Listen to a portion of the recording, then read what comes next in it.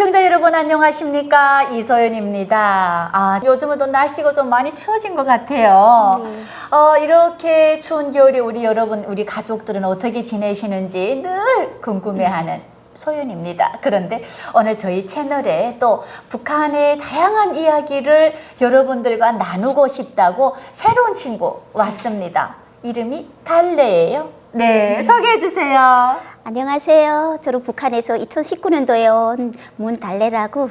네, 반갑습니다. 네, 반갑습니다. 이름이 너무 이뻐요.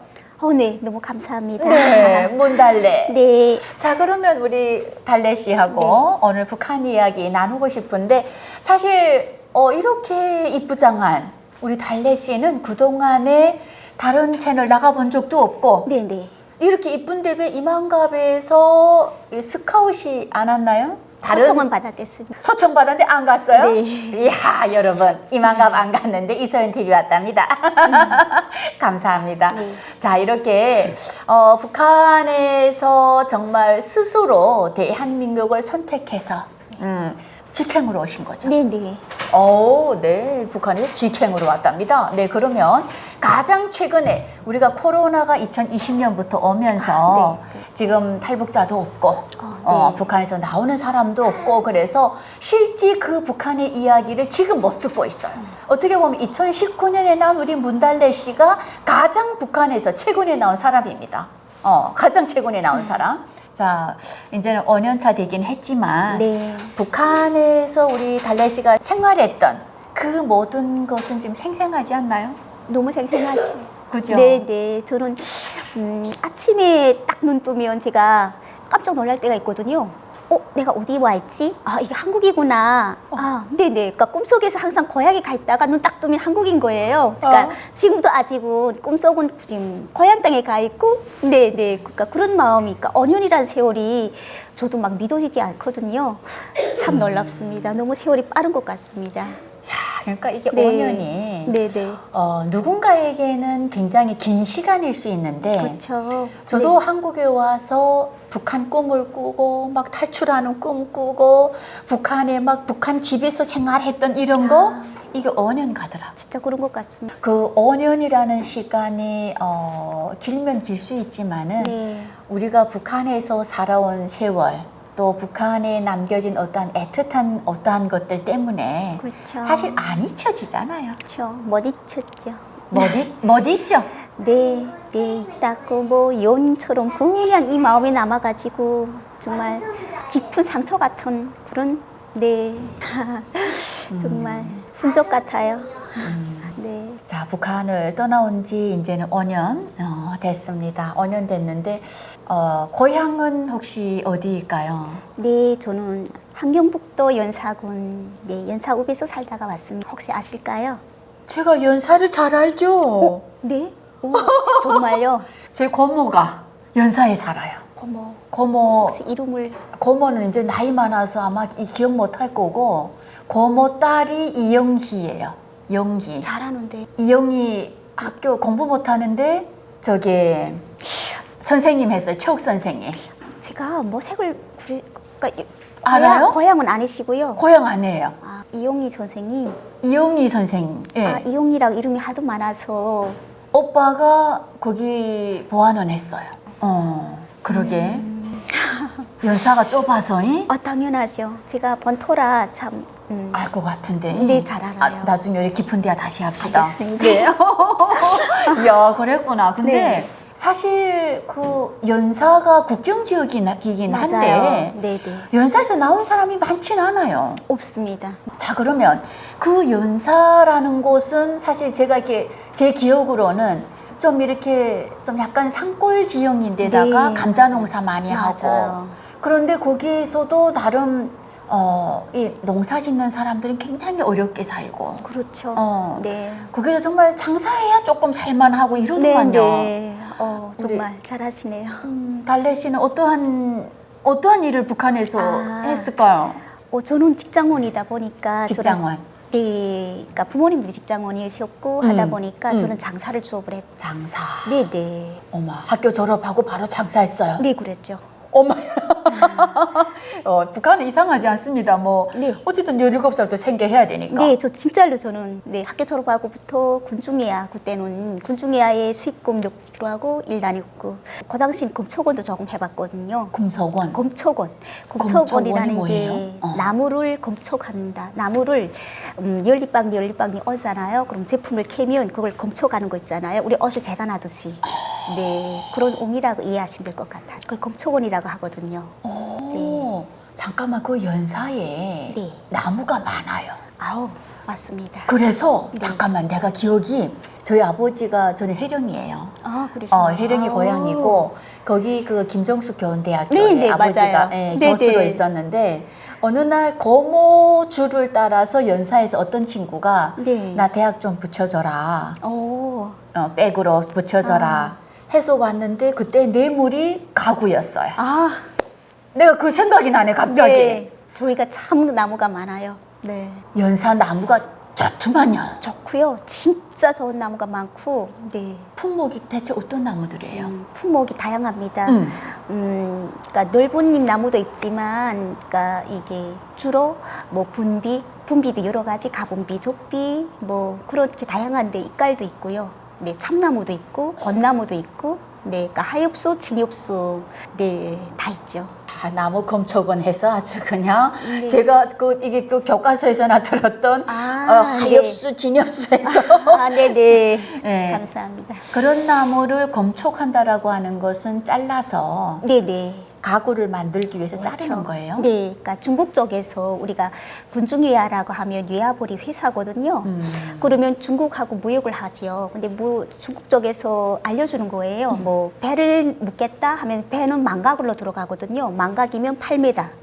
네, 8m, 너비는 얼마 치수가 딱 나오는 거 있잖아요. 근데 뭐 배가 아니고 뭐 다른 뭐 이렇게 가구 재료다 하면 이번에는 뭐 어승식도 들어갈 수 있고 이렇게 치수가 다 달라지는 거 있잖아요.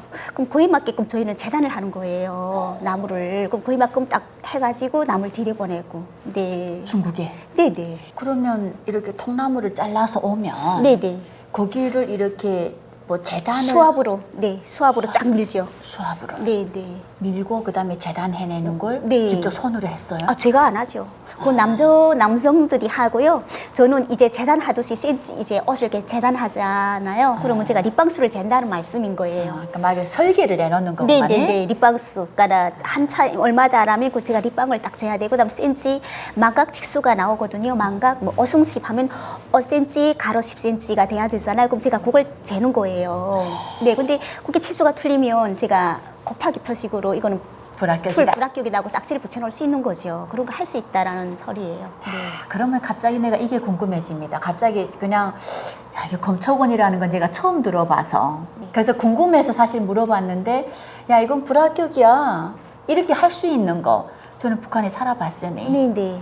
합격 자리를 불합격으로 나서 내가 좀 내 주머니 챙길 수도 있지 않았을까? 갑자기 이 생각이 확 드네요. 당연하죠. 당연하죠, 북한은. 네, 당연한 거죠. 이야, 검초건 할 때 월급 얼마 받았습니까?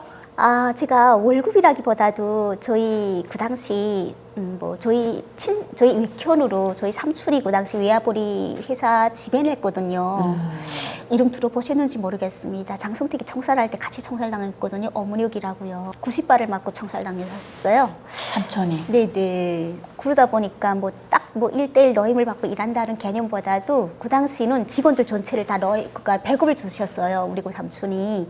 그러니까 밀가루, 잎살 이런 식으로 다 주셨고, 그러니까 러임을 딱딱 준다기보다 전 식구를 다 배급을 주셨고, 식구 4명이다면 4식구의 배급을 줬고, 2명이다면 2식구의 배급을 주셨고, 이런 식으로.